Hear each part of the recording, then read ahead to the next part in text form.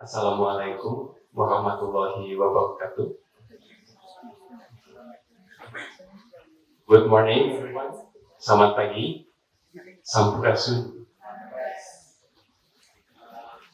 Welcome to the day 2 of the MODERNITY Symposium. Thank you for joining us today at Museum Sri Baduga.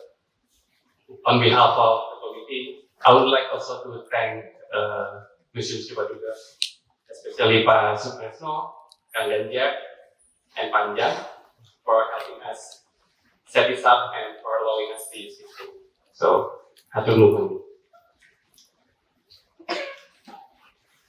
Before we proceed, I'd like to introduce myself. I am Aurelio, co-founder of Day 2 alongside Bu Kiki Rizky Putri.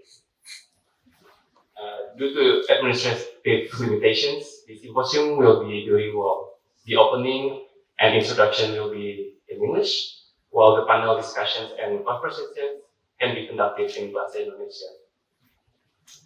The research project Imagining Modernity began with what seemed a fairly contained inquiry, exploring the object biographies or genealogies of Hindu Buddhist statues, patung or arca, currently in the care of Institut Teknologi Bandung. Initially, the research traced how these statues were relocated, documented, and used within a modern academic context, where they serve as archaeological artifacts, teaching tools, and visual references in art education. However, as the research evolved, the sense of containment began to dissolve. The statues resisted being understood solely in terms of their provenance or institutional history. Their presence at Bandung, particularly on the ITB campus, raised broader questions about context, environment, and relationships.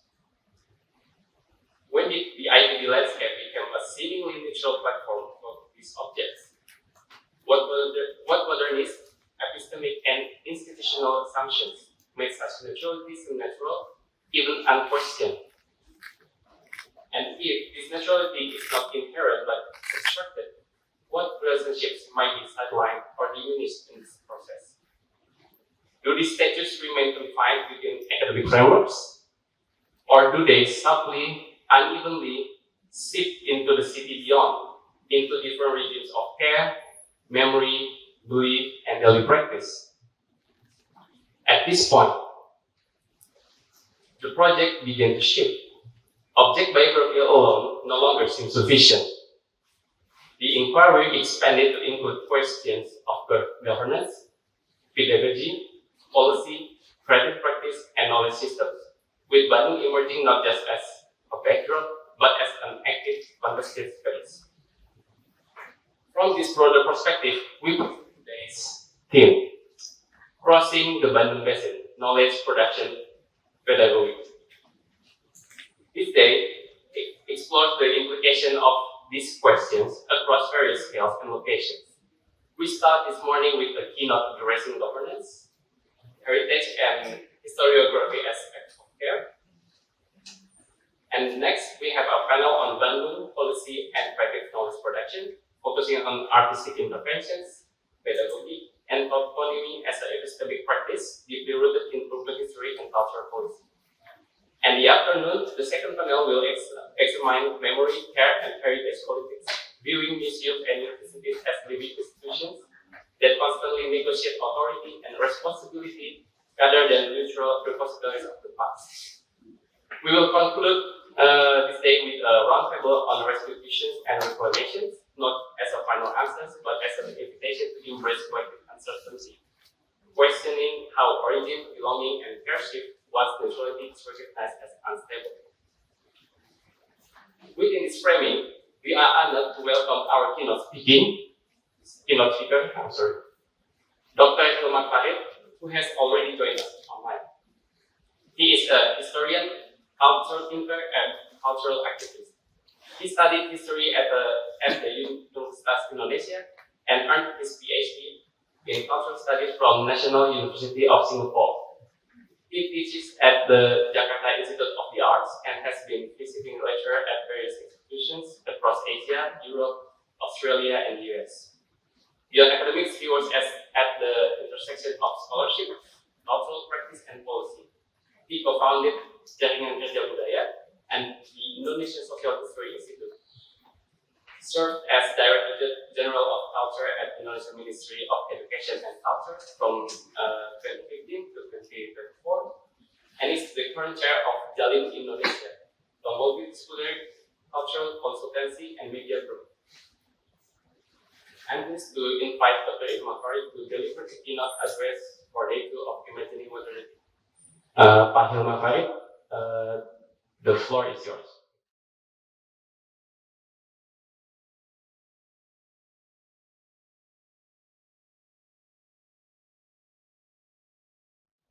Baik, terima kasih. Selamat pagi. Very good morning to all of you. Sampurasun. First of all, thank you for the invitation. And I'm really sorry that I cannot make it to attend the symposium in person.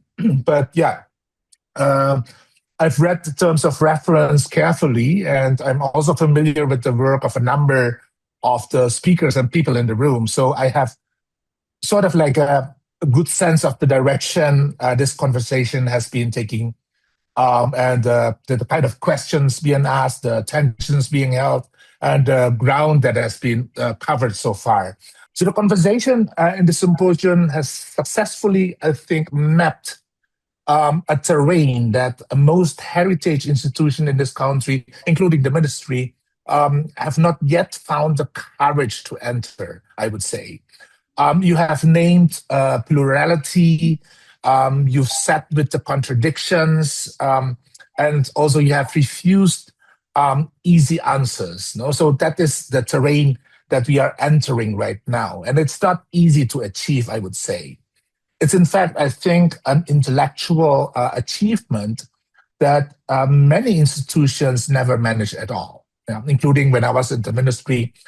We entered this terrain, having all these kind of like debates, but ending up with some like administrative measures instead of like trying to go deeper into the question. So I want to begin by honoring what has happened in this room, and then I want to push on it because the map that you've established right now are of course useful, but at the same time, it also opens new avenues, a new path that I'd like to explore a little bit. No, and the focus of my presentation would be, after you map the terrain, would be about governance.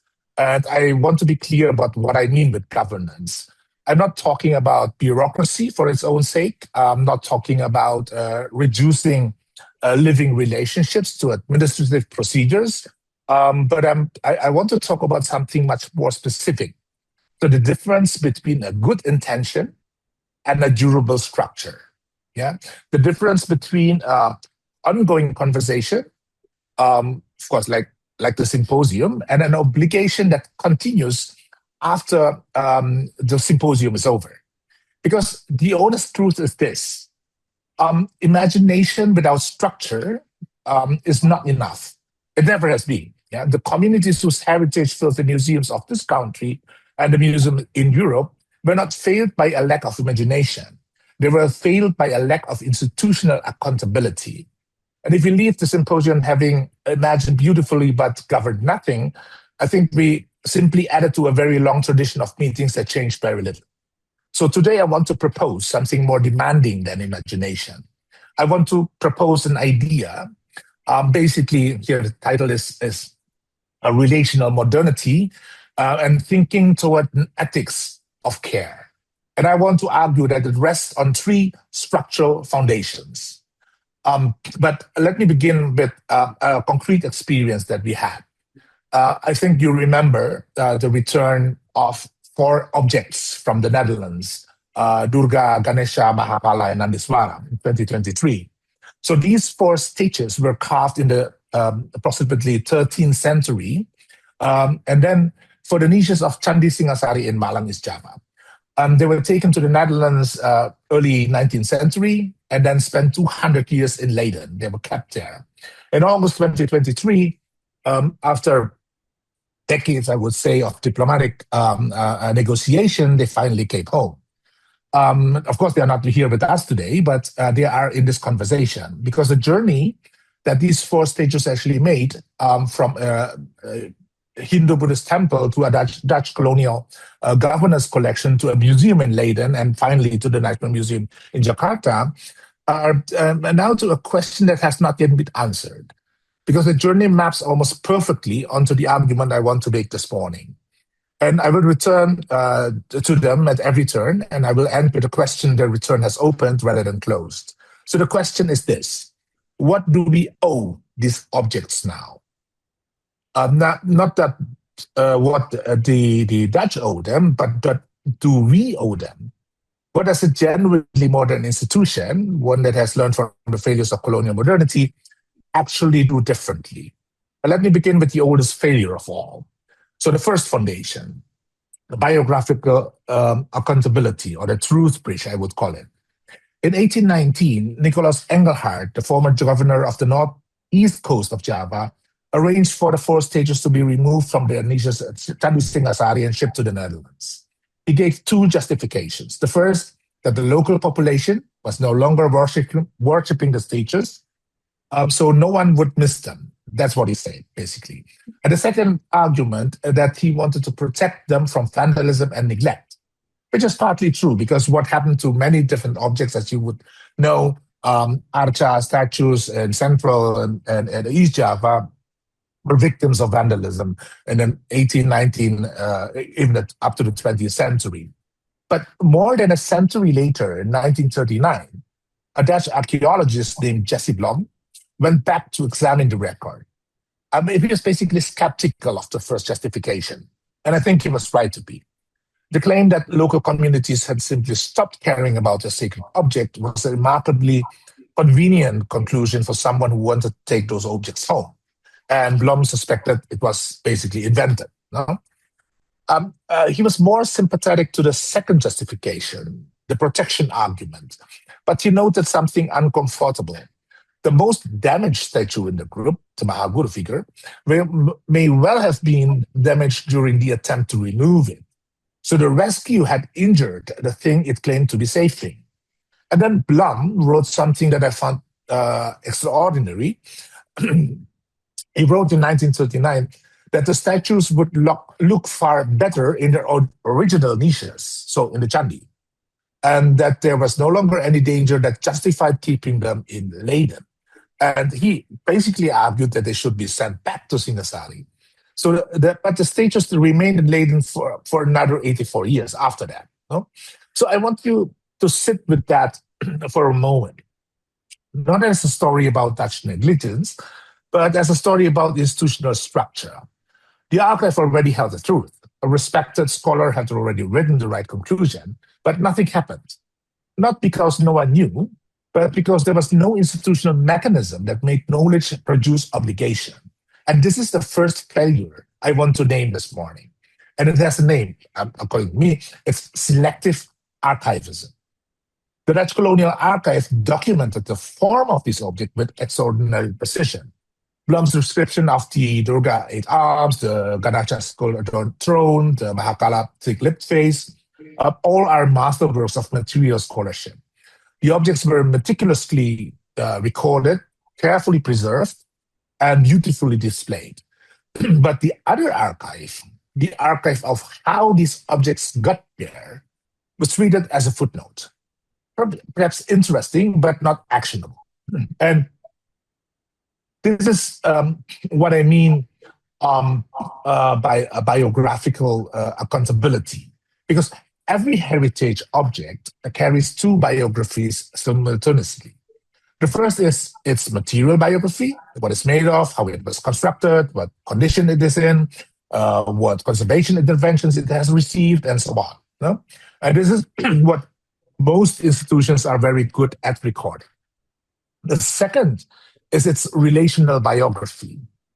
Who made it and why? What community it belonged to? What ritual life it was embedded in? How it came to be separated from that life? And what obligations that separation created? So a relational modernity or an ethics of care would insist that the relational biography is not a footnote. It's the primary document. Because you cannot make good decisions about an object's future if you have only honestly faced half of its past. Now, this is not only a story about Leiden and Singasari, it's a story about the city, about the symposium. The research that you conducted in the first year of this project has traced the arrival of the statues at ITB's Fakultas Seni Rupa and Design to a correspondence from 1952, requests sent through the Oudheid Kundige Dienst, the Dutch Colonial Archaeological Service, sourcing objects from the Prambanan Depot for use as teaching materials. So that's established, right? So I think that correspondence is the masterpiece of the material archive. It tells you what was requested in what quantities for what pedagogical purpose. But it doesn't ask, whose statues are these? What community last held them in ritual use, for example? And what authority, like whose authority sanctioned their transfer to a modern art school in Bandung? So those questions exist in the same historical moment, and they simply were not asked. And 70 years later, they still have not been formally answered. So the instrument I'm proposing here to address this is what I would call a living registry. And this is not a static inventory of material condition, but is something more ambitious. It's a layered, a dynamic record that links every conservation report, every student drawing, every 3D scan to the object's full biographical record, its provenance, its displacement history, and the living communities that remain connected to it. And what would this look like in practice, like concretely? So imagine a student sitting down to sketch one of the ITB statues for a studio exercise reads as part of that exercise a single document about where that statue came from and who last held in a ritual context before its institutional archive. And over decades, the archive accumulates not just images of the object, but a growing record of the human relationships the object has passed through. For the Singasari statues now at the National Museum, the living registry would link every exhibition label to the 1819 removal record, to Blom's 1939 recommendation, to the 84-year gap, and to the question still open until today of what Indonesia now owes the communities of Malang and its Java. So the registry itself doesn't answer that question, but it makes the question institutionally unavoidable. And that's exactly the point. Yeah? The Colonial Archive already knew what it had done. It chose not to act. But this approach, the ethics of care that I'm proposing, is one that reads its own archive honestly and builds the structures that convert knowledge into obligation. So that is the first foundation that I'm proposing. The second foundation would be fiduciary custodianship, or what I would call the sovereignty bridge.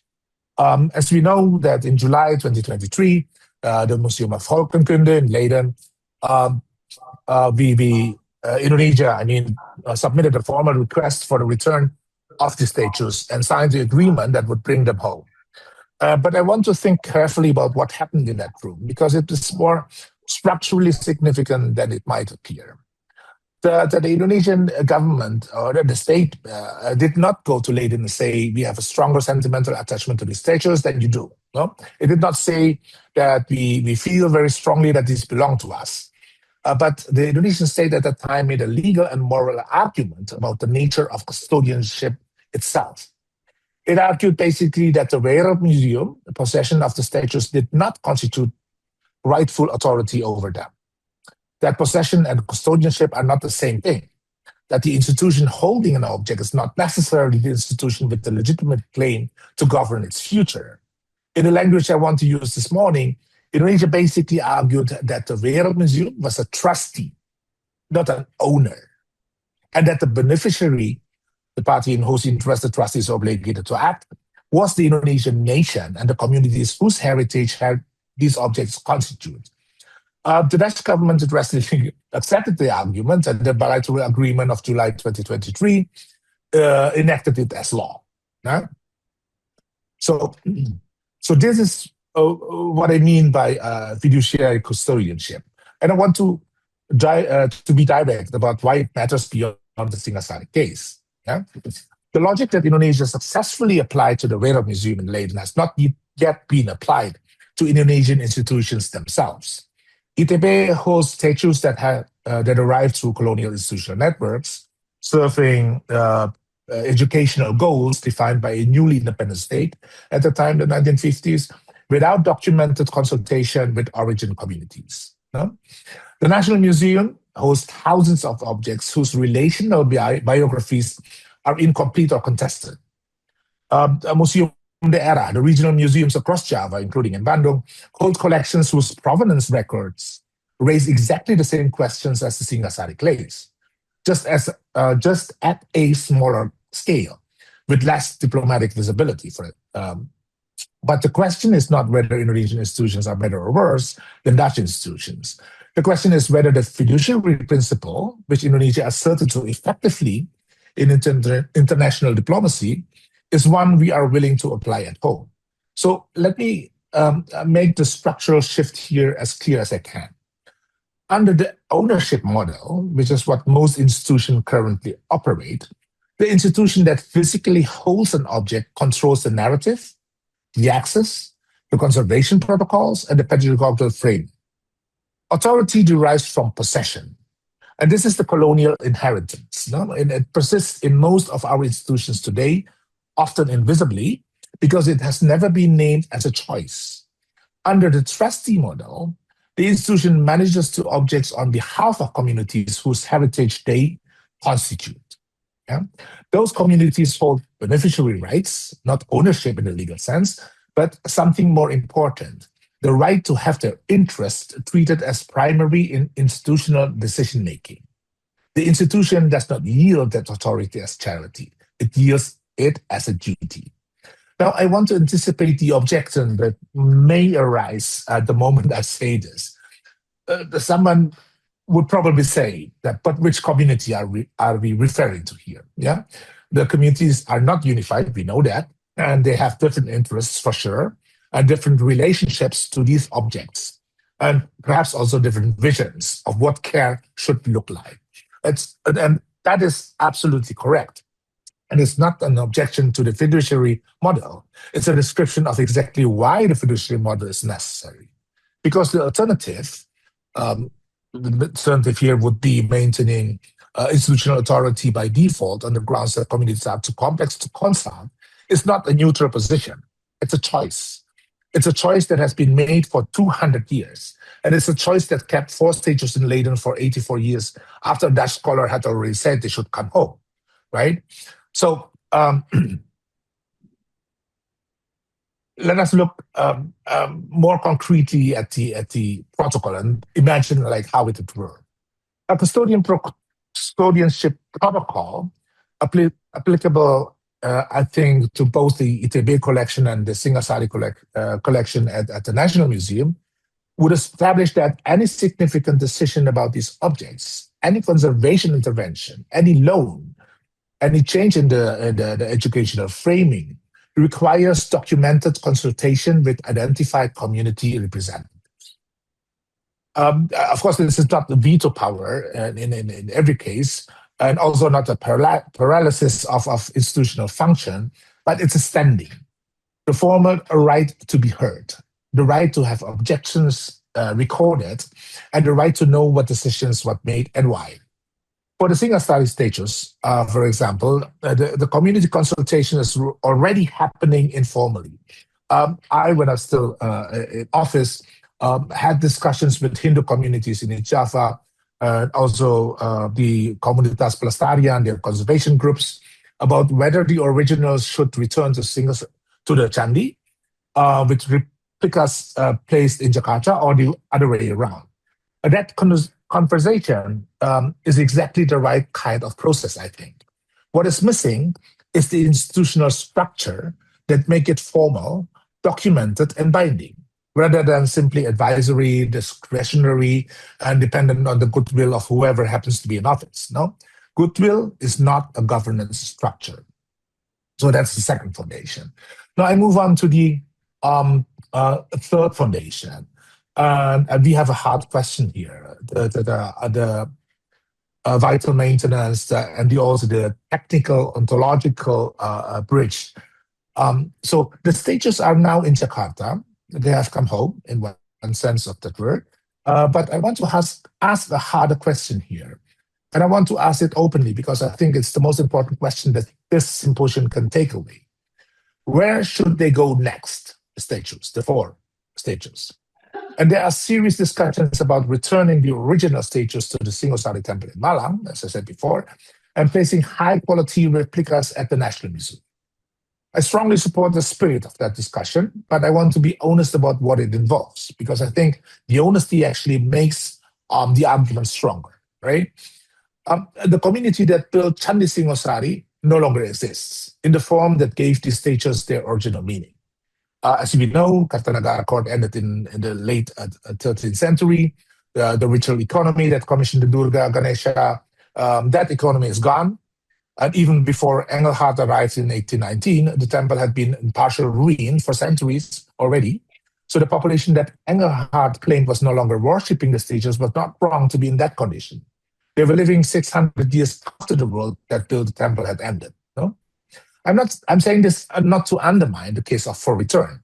I'm saying it because there is a version of the return argument that is sentimental rather than structural, that imagines placing the statues back in Indonesia's will somehow restore a continuity that was broken 7 centuries ago. No? That version of the argument is a consolation, I think. And consolations, however well-intentioned, are not governance. So what is the structural argument for return? And what does a genuine ethics of return look like as opposed to a gestural one? So let me offer a different way of thinking about what conservation is for. Yeah. So the dominant model of institutional conservation treats heritage objects as specimens, fragile, bounded, best preserved through controlled stasis. And the museum in this model is a mausoleum, a place where decay is halted, where the object is protected from the living world, including from the communities that once gave it meaning. So I want to propose a different metaphor. And I think it's also raised in the terms of reference of the symposium, the basin. A basin doesn't hold a flow, it sustains it. It holds water not by sealing it from the world, but by providing the structure within which life continues to move. So a relation of modernity, an ethics of care, asks not only how do we prevent this object from deteriorating, it would ask what relationships does this object require in order to remain alive in any meaningful sense. So the 4 stages were never to return to a living Shaivid Buddhist royal court. They would not, right? That world is gone and cannot be restored. But they can return to a living relationship with the Hindu communities of East Java, who have maintained devotional connections to the Singasari site across the centuries. That relationship is not identical to the 13th century origin. It's not a restoration. It is something more honest than a restoration. It's an acknowledgement of rupture and a genuine effort to build the most meaningful living relationship that rupture has left available. So the ethics of care does not demand perfect continuity. It demands honest acknowledgement of loss and genuine commitment to the closest possible living relationship given what loss has left us. So this is not merely theoretical. It's already happening and in the city, in this institution. And what I understand is that on Fridays, flowers and offerings are placed before certain stages at ITB, at the faculty, that the ground staff maintain the physical environment on a daily basis. And during the conservation work conducted in the first year of this project, a Hindu priest actually conducted the ritual opening and closing, reintroducing a spiritual dimension that formal conservation discourse has long set aside. So that's all there, right? But each of these are already a practice of care, real care, and also legitimate. What is missing is not the practice. What is missing is the administrative structure that gives these practices equal standing with the conservator's condition report. And here, the law is already on our side if we choose to use it. Yeah, the Undang-Undang Cagar Budaya, Undang-Undang 11 2010 on cultural heritage is explicit. You have Article 85, which permits cultural heritage to be used for religious purposes, so it's there. You have Article 87 that addresses objects no longer functioning in the original context and permits their use for specific interests, with the law's own explanatory notes citing religious ceremony as a concrete example. So it's there, right? So the law already recognizes spiritual use as legitimate. What does not yet exist is the protocol that gives the recognition operational form.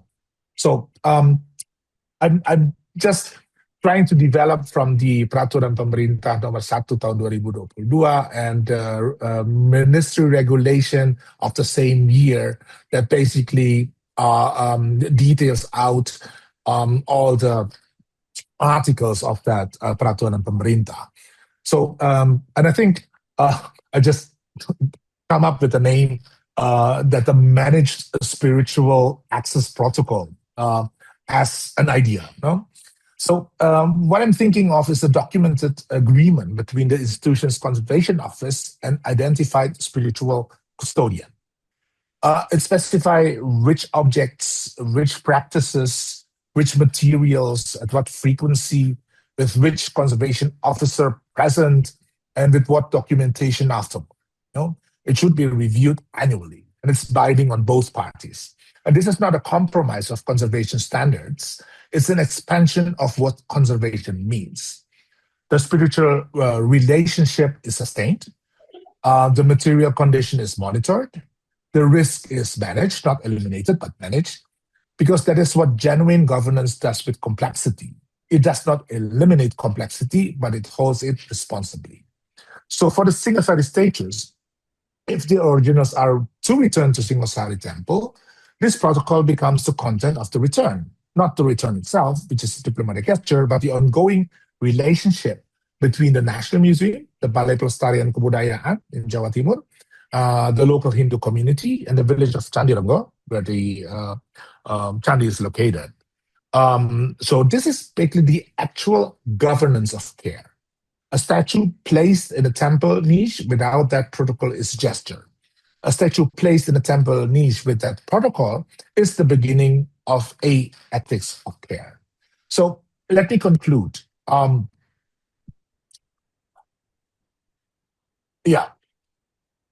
let me bring this all together. Sorry. Yeah. So biographical accountability establishes the truths. You cannot govern what you have not honestly gained. Yeah? The relational biography of an object is not a footnote. It's the primary document. And every institution that holds heritage objects has an obligation to make that document legible and avoidable. The fiduciary custodianship establishes the authority. Possession is not the basis of legitimate governance. The institution that holds an object is a trustee. The communities whose heritage it constitutes are the beneficiaries.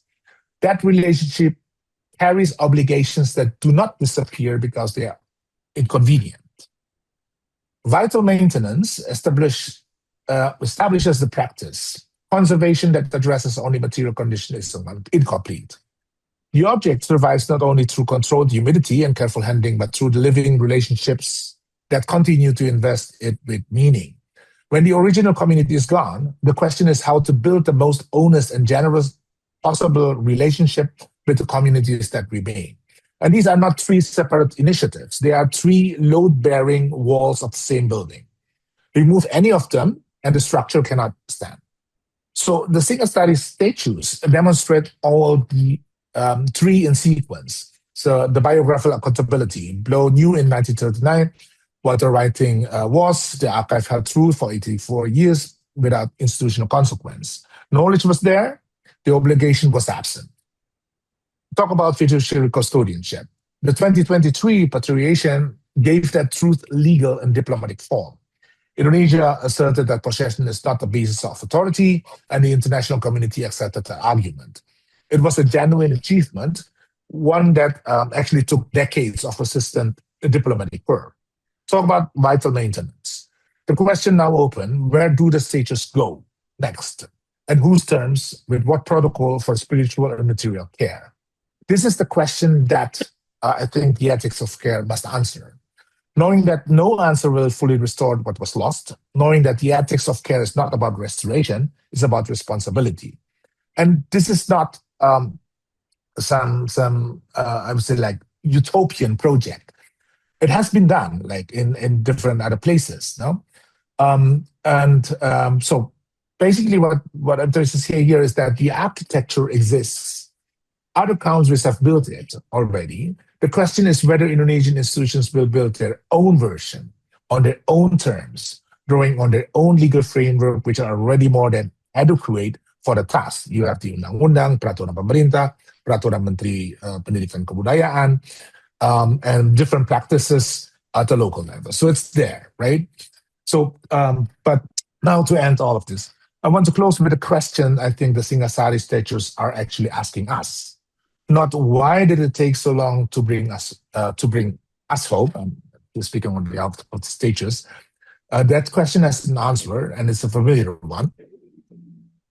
But the question they are asking now is, what kind of institutions are you going to be now that you have us? Are you going to be an institution that holds us in a vitrine, well conserved, well lit, with excellent catalog entries and no formal relationship with the communities whose ancestors carved us? Or are you going to be the institution that builds the living registry, establishes the custodianship protocol, signs the managed spiritual access agreement, consults the Hindu communities of East Java, sits down with the village people of Candi Renggo, and answers formally the question of what you owe us and to whom you are responsible for what you decide?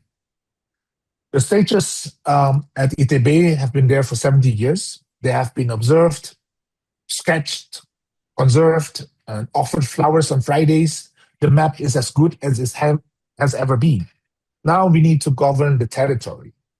A modernity that governs with care is more sophisticated, more demanding, more genuinely modern than one that simply categorizes and controls.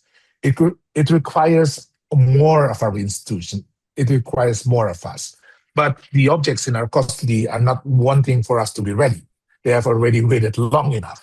So let us stop, I would say, imagining a modernity that requires the silence of our objects. So let us build a modernity that is legally and ontologically bilingual, what that can speak the language of governance and the language of care in the same breath. So because governance is not the end of care, it's a structure that makes care possible. So thank you for listening. And I'm sorry not to be able to meet all of you in person. But yeah, thank you very much. Mungkin ada dari penonton yang mau menanyakan. Oke, dari depan ada Kang Heru. Kita langsung mau mulai dari Kang Heru. Baik. Heri Kayat. Sayang sekali kita tidak bisa bertemu muka, tapi saya kira walaupun Bapak tampil secara daring tidak mengurangi semangat kebersamaan kita. Terima kasih atas paparannya, sangat inspiratif. Dalam pengertian menurut saya pekerjaan rumahnya banyak banget nih. Nah, menyambung simposium hari pertama kemarin, hari ini kan memang kita kemudian akan mendiskusikan tentang peran pemerintah dan saya kira itu juga salah satu poin yang tadi dipaparkan oleh Bang Pai. Tapi yang mau saya garis bawahi adalah bahkan ketika Bang Pai masih menjabat Dirjen Kebudayaan, ada salah satu pernyataan Bang Pai yang dikutip oleh majalah Tempo, pemerintah adalah mata rantai terlemah. Nah, misalnya kalau kemudian saya geser diskusi kita ke hubungan antara warga dan pemerintah, tadi Bang Pai menyebut frasa identified community atau bahkan spiritual custodians. Kita tahu bahwa pada prakteknya identifikasinya itu udah problematik. Boro-boro menegakkan tadi prinsip-prinsip yang Bang Pai lontarkan.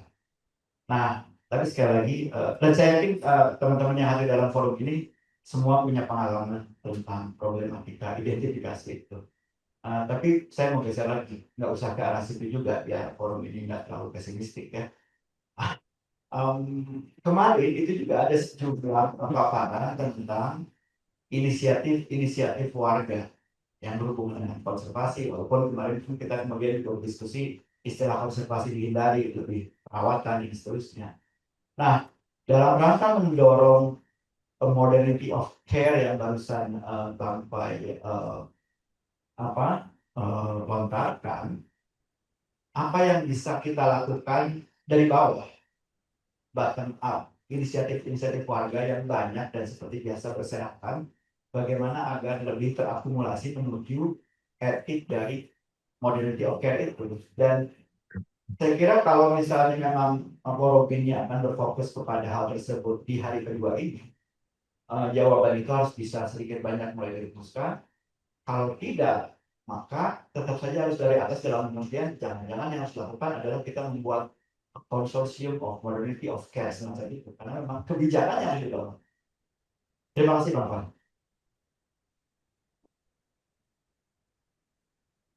Silakan. Di bawahnya ya, belum ada yang mau nanya lagi. Oke, langsung saja Pak Hilmar. Oke, terima kasih ya Heru. Ya sayang nih kita nggak bisa ketemu ya. Tapi saya kalau lihat berbagai macam inisiatif yang sudah lakukan itu, sebetulnya kan ekosistemnya mulai bekerja gitu ya, bahwa ada elemen rantai terlemah dalam hal ini pemerintah, ya itu saya kira ini yang cukup panjang ya. Cuma kalau misalnya kita lihat undang-undang regulasi yang ada, sebetulnya kan tidak terbatas bahwa pemerintah harus memimpin, bahwa dia menyediakan seluruh platform atau menjalankan ekosistem itu adalah kuncinya gitu ya, dengan resources yang dia miliki dan juga otoritas. Nah, saya kira memang kalau misalnya sekarang ini kita mau dorong lebih lanjut gitu ya, berbagai macam, dan Symposium ini adalah kesempatan yang sangat baik untuk melakukan itu kan. Berbagai macam inisiatif ini tidak lagi cuma dilihat sebagai kasus yang unik, kasus yang menarik, inisiatif yang baik dan seterusnya gitu. Dia mulai harus distrukturkan gitu. Apa sih gitu ya commonalities yang ada di antara sekian banyak praktek konservasi yang sedang berjalan gitu. Dari situ kita merumuskan care, ya kan? Dalam pengertian kita berdasarkan praktek yang hidup gitu ya. Jadi bahwa itu nanti connected dengan macam-macam ide tentang ethics of care yang kita ambil dalam percakapan dengan pemikiran luar, fine, ya nggak ada soal dengan itu. Tapi yang paling penting adalah apa yang sekarang ini exist gitu ya, praktek-praktek semacam apa yang sedang berjalan. Tentu tidak ideal ya, kita nggak membandingkan, wah yang punyanya masyarakat ini ideal gitu ya, pemerintah selalu lambat atau sebaliknya. So that's not the case. Dan itu menurut saya dialog yang makin lama makin nggak produktif gitu ya. Kita cuma akhirnya kere-keran siapa yang lebih itu peduli dan seterusnya gitu.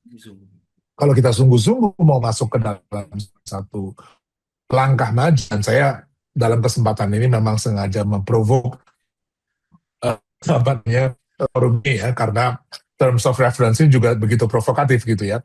Jadi saya membalik the provoke audience ini untuk ayo coba deh berpikir, strukturkan pengalaman yang ada selama ini, pemikiran yang sudah dilontarkan, coba bikin rumusan-rumusan gitu dan kita tes gitu ya. Kita tes apakah ide ini bisa berjalan, bisa berkembang gitu ya. Karena kalau saya langkah ini nggak diambil gitu, ya Mas Heru tadi udah mencatat ya, saya ngomong itu saya lupa tahun berapa gitu ya, tapi kayaknya kita akan di situ aja terus gitu ya.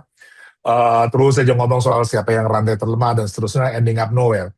Jadi jawaban atas pertanyaan itu menurut saya gunakan simposium atau kesempatan pertemuan ini sebaik mungkin untuk mulai memformulasikan dan ambil langkah, courage ya, berani aja melangkah untuk bilang, oh ini rumusan yang menurut kami yang paling hebat gitu ya, bahwa itu di challenge 2 tahun lagi kita revise, that's part of the process gitu, kurang lebih gitu Kang Heru. Baik, pertanyaan berikutnya langsung ke Ada dua, oke baik. Baik, Mas Alek. Yes, Sylvia. Selamat pagi, Hilmar. Good to see you. Maaf saya bicara dalam bahasa Inggris. Thank you for your talk. I'm inspired but also provoked.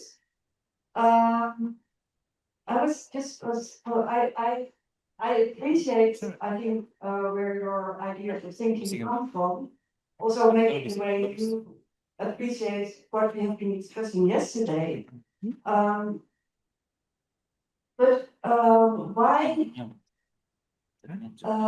What I hear is that you propose a format for further centralizing protocols and tools for practices of care. It to me sounds very much like reproducing heritage structures.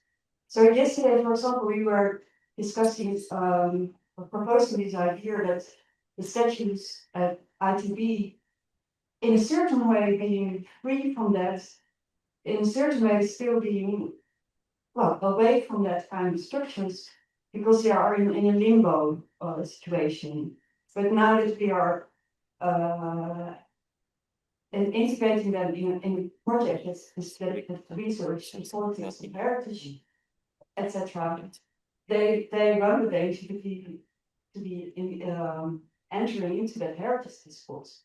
And I would say that what you're proposing is further incarcerating objects, even though I agree. I mean, I recognize it is about relationships. It is about various histories, various engagements. There's spiritual meanings. There's etc. But why? How does this make a difference? Terima kasih. Terima kasih Pak Hilmar untuk paparannya. Sangat memprovokasi seperti Mariko bilang. Ini parah Pak kalau bisa melihat di layar. Dan mungkin menyambung dari pertanyaan Mariko tadi, mungkin saya kira kita semua setuju bahwa ketika restitusi terjadi itu kemudian yang menjadi PR adalah resosialisasi, dan itu pun juga sudah disebut di Savoy Report ketika diminta oleh Presiden Macron di Paris, dan itu sudah kemudian menjadi visi kemudian yang harusnya bisa menjadi visi ketika restitusi terjadi, dan ketika Bapak menyampaikan bahwa kemudian kita membangun relasi baru dengan masyarakat yang masih tinggal di sekitar situ, saya kira ini juga sudah menuju ke jalan yang sana. Nah, mungkin untuk mendetailkan dari problematika yang disampaikan Marike barusan adalah bahwa ketika trusting model ini kemudian dilakukan atau mungkin tes, kemudian ada living practice dan sebagainya, ada dua pertanyaan yang kemudian muncul. Mungkin ada banyak sebenarnya, tapi mungkin dua pertanyaan ini yang bisa kemudian membuka diskusi berlanjut. Pertama adalah di dalam living registry kemudian kita mencatat question yang belum bisa dijawab pada saat itu dicatat, gitu ya. Apakah itu kemudian membuat objeknya in virtual problem, in virtual limbo? Is that a good thing or is that a bad thing? Itu mungkin pertanyaannya. Apakah itu kemudian menegasi kita untuk kemudian mencari jalan keluar?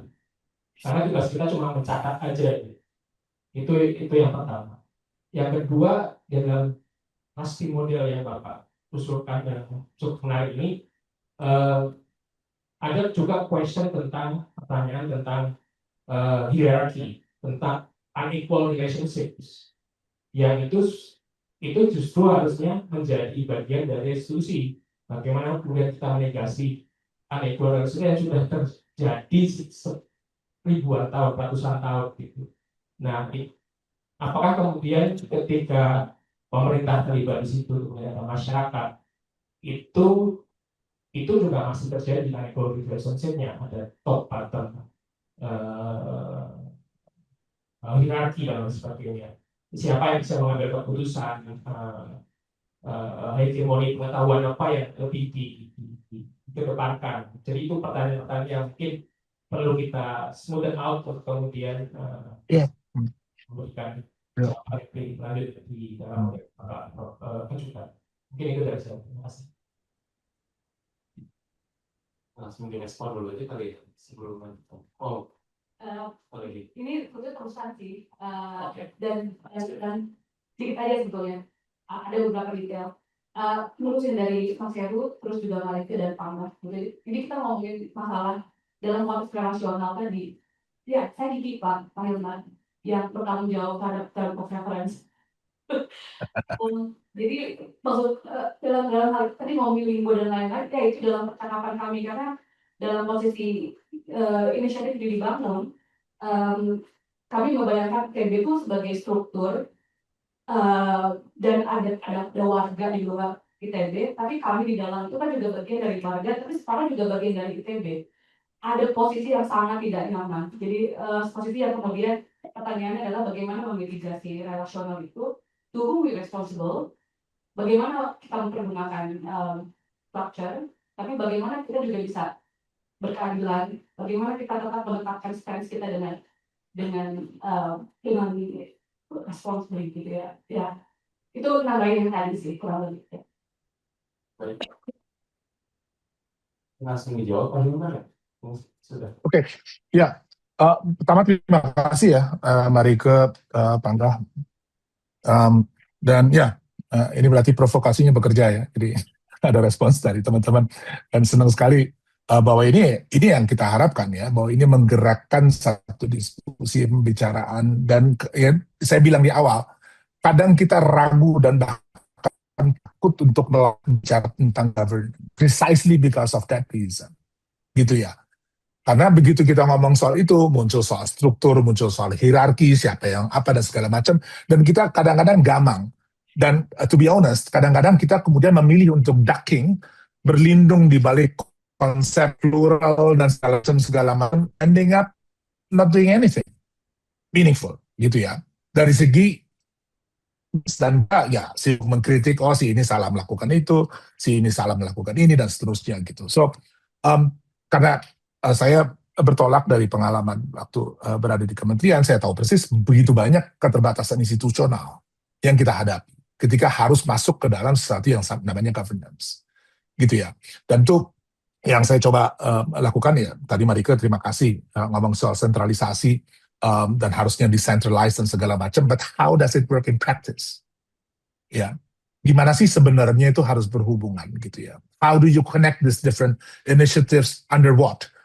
Yeah, is it a platform? Is it an umbrella?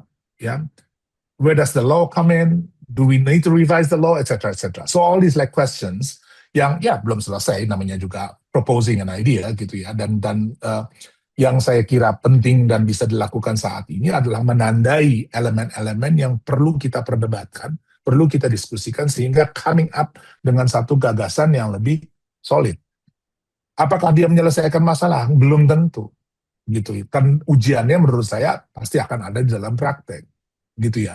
Contoh yang saya kasih gitu ya, dengan teman-teman yang di Singosari gitu ya, mereka bilang ide pertamanya adalah kirim aslinya dia balik gitu ya, sehingga dia bisa direintegrasikan dengan candi ke posisi aslinya.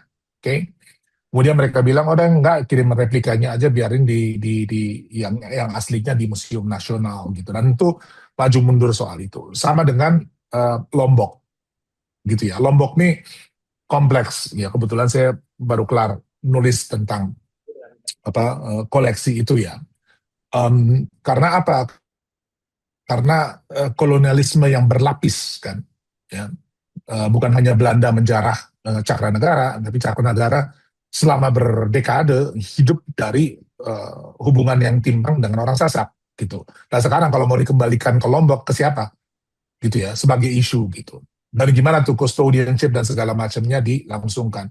Apakah itu bisa berumah di Museum Daerah Nusa Tenggara Barat? Ataukah harus kembali ke Sasak? Rumahnya di mana, alamatnya di mana, dan so on. Oh, jadi kita berhadapan dengan satu ekosistem yang kompleks, not to mention the basic idea bahwa itu bukan objek museum. in the first place. Ya, kalau kita benar-benar mau menghargai, ini ada pendapat dari temannya Panggah di suasana gitu ya. Dia bilang kalau misalnya benda-benda itu dikembalikan kepada orangnya, ya permata dan segala macam perhiasan itu, ya bersiap aja bahwa mereka apa namanya tuh, the rightful owner gitu ya, keturunan dari mereka yang bicara barang-barangnya itu kemudian menjualnya di pasar bebas. Ya, we have no right whatsoever to determine what these objects are going to be used for, right? Kalau mau dikembalikan benar ke si pemilik aslinya. So all these like ethical questions dan segala macamnya, kita nih baru mulai gitu ya. Saya mau bilang gitu ya, baru mulai berpikir secara lebih serius karena problemnya muncul. Sebelumnya ini kan satu problematik yang menurut saya abstrak. Sebelum repatriasi nggak ada orang mendiskusikan ini. It's like assuming. Gitu. Nah sekarang real, ini barangnya udah ada nih, ya udah kembali ke Indonesia gitu. Mau dikembalikan ke siapa?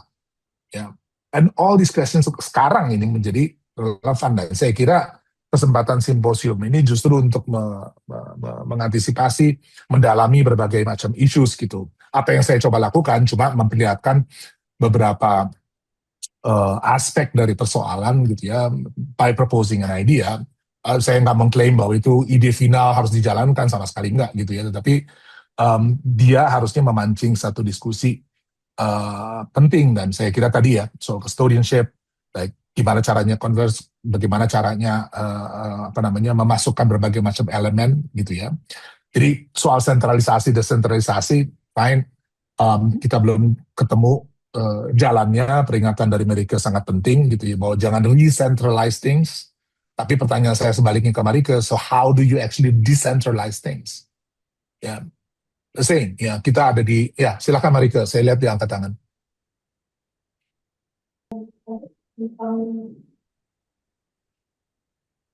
It's not really, the point is, it's not really only about centralizing or decentralizing, but about that this kind of thinking and heritage care, etc., and develop a new, more inclusive protocols, etc., will turn out in the same way that the old practices of heritage politics did, as a form of, they come across as forms of control, and forms of control that can be internalized, and people will use protocols to go through the different points and stop thinking about what we're actually doing with these things and what we not see when we are focusing on these particular meanings of these objects.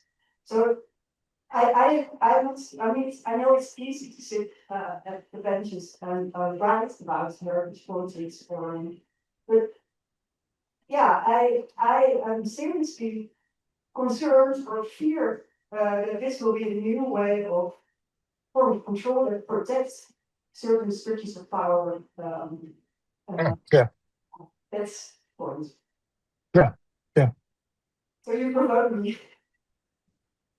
No, I'm sorry karena sangat bergema ya, jadi saya nggak semuanya menangkap dengan baik gitu. Tapi if I get it right, of course, I mean, in questioning power relations and all that, like power structure, and how to best deal with all these issues. If I get it right, is that the direction that you're? Yeah. It is about structuring, centralizing, squeezing various forms of relationships that people may or may not have with objects. A structure that then serves the protection of the continuation of certain the situation of hierarchies in society.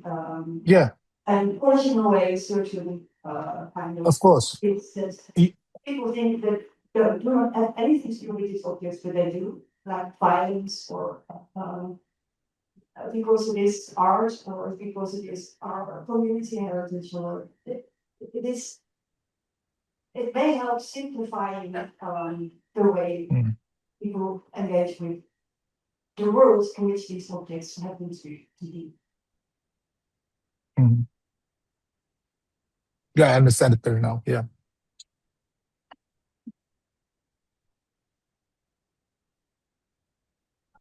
You want to respond? Arwan, dari pernyataan It'd be along this. It'd be along this. Yeah, discussion. I'm really sorry that I'm not there. Of course, it'd be much easier to discuss this in person. But yeah, I mean, of course, like any proposal, right? Any attempt to formulate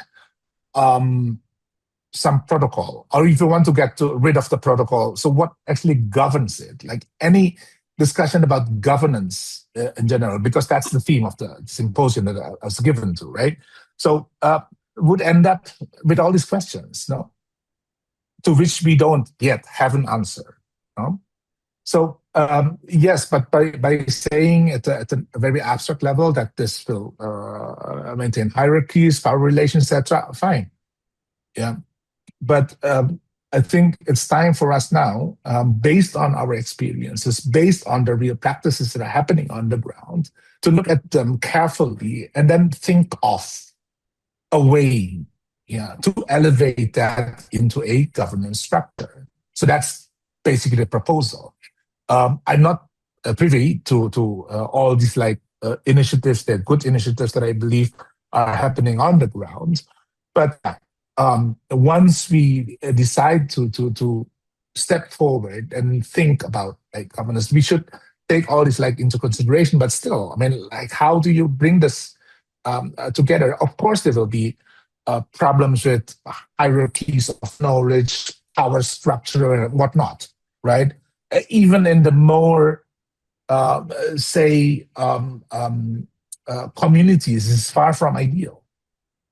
Yeah, you will have hierarchies in all these different communities who are making decisions at what level. So that is, I think, clear. I mean, we don't have to debate that is a problem. It is a problem. The proposal really is we want to kind of think of a way to organize or to bring together all these different initiatives elevated into abstract level. So that is basically the proposal. And yeah, I think the symposium will provide the space to do that. Yeah, I'm not sure. I mean, I wasn't present yesterday. Probably have already discussed that. But yeah, basically that's the direction that I'm thinking of. And yeah, back to Heru's question in the first question. Terus gimana tuh hubungannya dengan apa yang terjadi di pemerintahan sekarang? Saya cuma khawatir satu hal. Ya. Kita diskusi nih tentang banyak hal yang bagus-bagus terjadi di tingkat komunitas dan segala macam gitu ya. Tapi begitu dia mau dibawa menjadi satu yang katakanlah binding, ya, untuk menjadi praktek umum yang berlaku, diperkuat dengan regulasi, nggak ada. Gitu. Dan itu sebetulnya kita nanti akan lihat, oh ada praktek bagus di sini, praktek bagus di sini, satu case, kedua case, dan segala macam, tapi secara umum kita nggak gerak kemana-mana. And that's what has been happening. Paling nggak selama saya di kementerian itu yang saya saksikan gitu. Ada banyak sekali yang bagus gitu. Orang yang kemudian pergi, berubah lagi, dan seterusnya. Jadi kapan punya itu governance structure yang jauh lebih menjawab ya soal-soal yang kita hadapi gitu. Buat saya tantangannya itu gitu, bukan menyadari bahwa ada power structure. Buat saya itu clear sekali gitu ya. Dan ya terus saja bisa mempertanyakan, criticizing dan segala macam, which is fine, sangat diperlukan gitu ya. Tapi pada saat bersamaan dari perspektif untuk membangun governance, perlu ngambil langkah-langkah gitu ya. Dan ya selama dia terbuka pada kritik untuk diubah, dimodifikasi dan seterusnya, itu mungkin jalur yang mestinya ditempuh gitu. Saya nggak tahu ada orang dari museum pemerintah nggak sih di situ yang datang dari Pemda barangkali. Oh, ini yang aktif dari khusus dari museum Baduga ada di sini. Oh ya, Tapi nggak ada mungkin ada dari internasional, dari Indonesia. Minta saya ikut sih, ada sih dari Sri Baduga ya. Kebetulan di sini. barangkali punya pendapat. Gimana? Nah itu ada yang angkat tangan di belakang. Ada yang terang. Mau atau mau di yang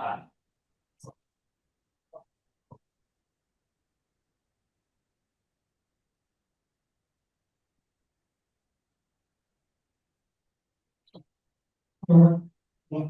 Halo, Pak.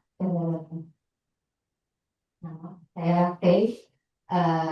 Saya beberapa tahun belakang meneliti di Museum Komunitas di Lasem sambil membantu memfasilitasi mereka sebagai museum. Museum ini museum kolektif yang awalnya dibantu kelola sebuah yayasan. Di tahun ini kami depart dari yayasan tersebut dan mencoba mengelola dengan secara kolektif bersama keluarga yang menjadi kastodian koleksi museumnya beserta aset kompleknya. Saya totally get the paradox between having a structure and not having structure, terutama dalam sebuah museum komunitas. Maaf nih saya kalau ngomong yang bermasalah.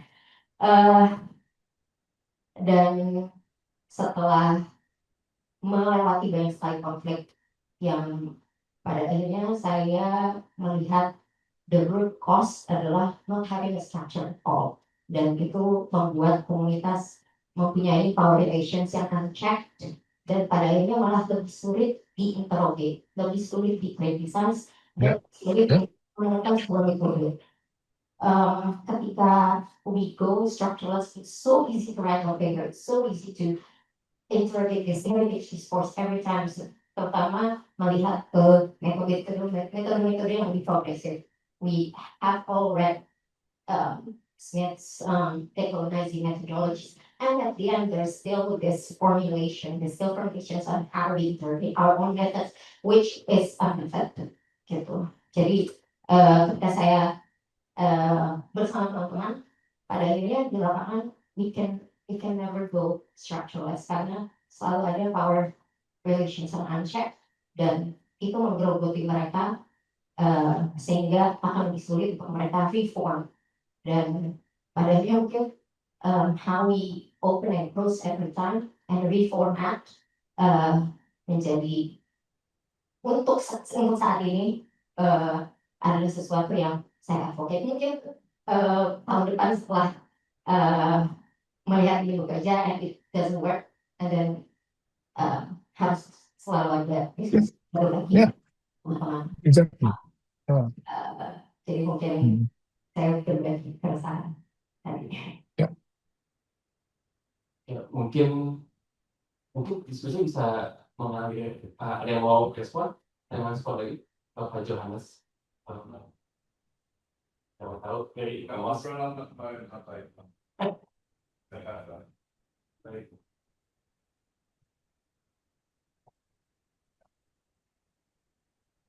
Yes. Pagi Pak Hilmar, Christine di sini.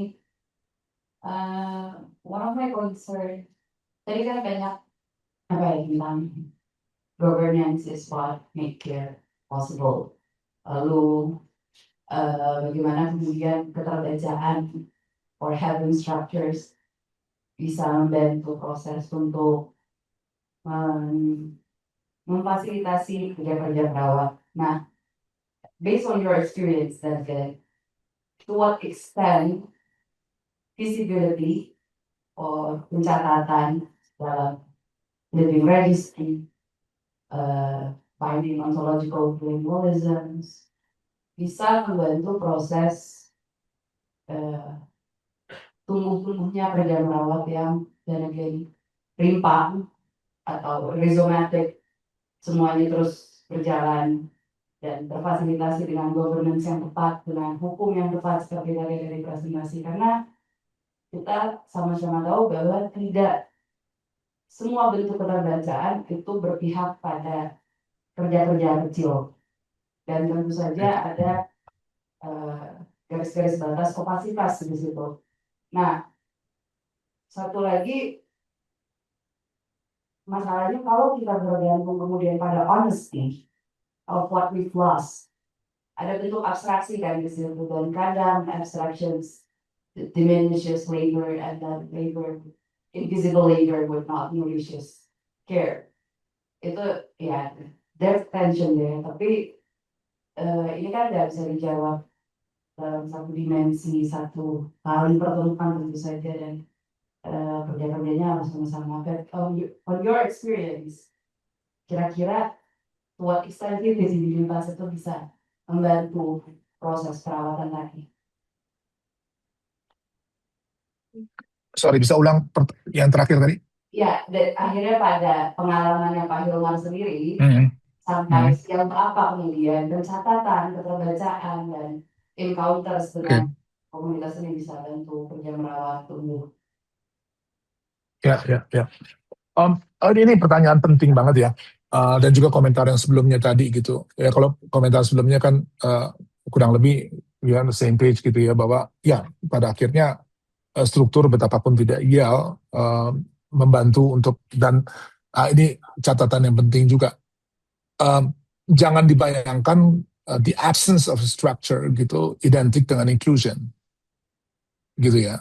Jadi jangan dikira kalau misalnya nggak ada hierarki dan segala macam semuanya ya, tidak ada hierarki formal terus berarti tidak hierarkis gitu.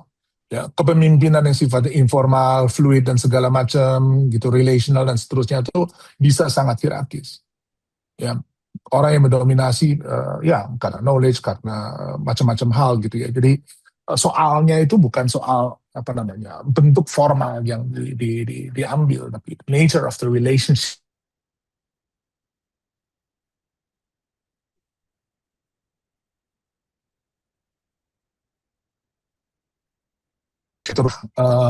Dengan memasukkan lebih banyak ontological dimension yang berbeda-beda gitu ke dalam pencatatan segala macam itu buka peluang.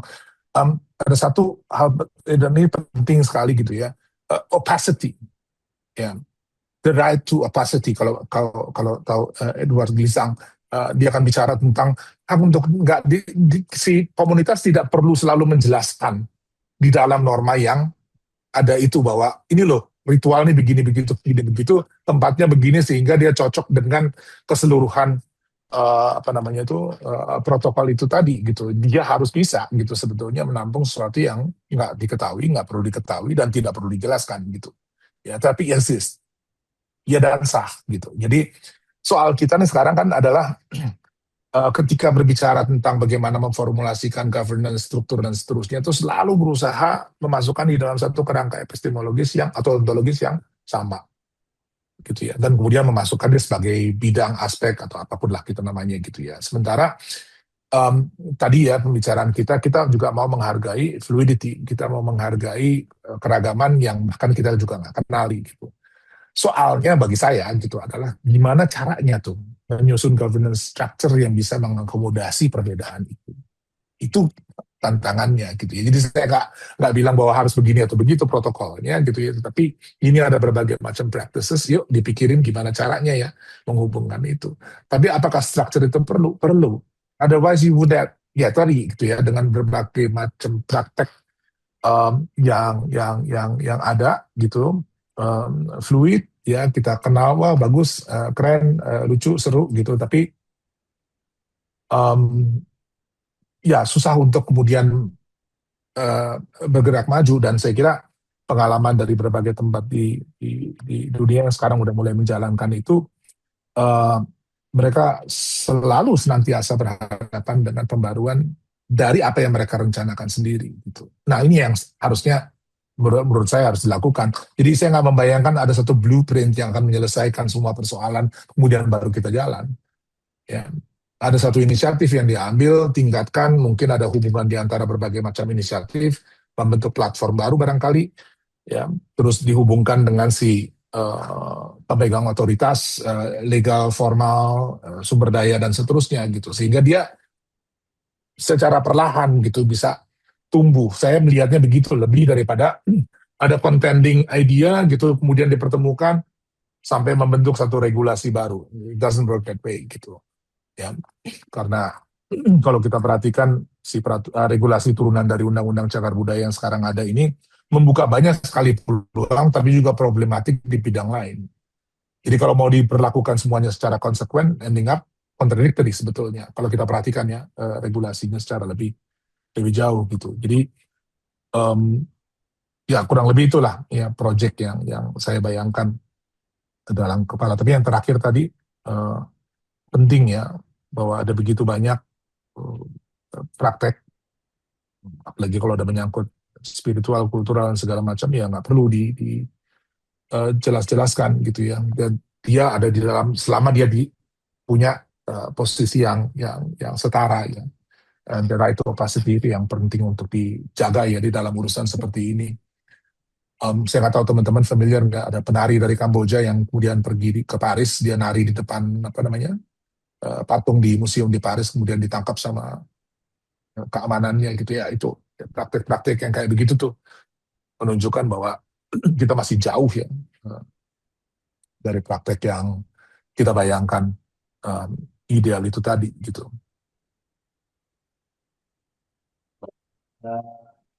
Punya pertanyaan dan juga provokasi dari Pak Hilmar yang terakhir menutup sesi keynote kali ini. Sebelumnya kita beri tepuk tangan yang meriah untuk Pak Hilmar Farid. Terima kasih untuk waktunya. Kita akan masuk ke sesi coffee break. Selama 15 menit ya. Lalu nanti akan berlanjut kepada sesi yang dimoderatori oleh Kong Hedi Hidayat.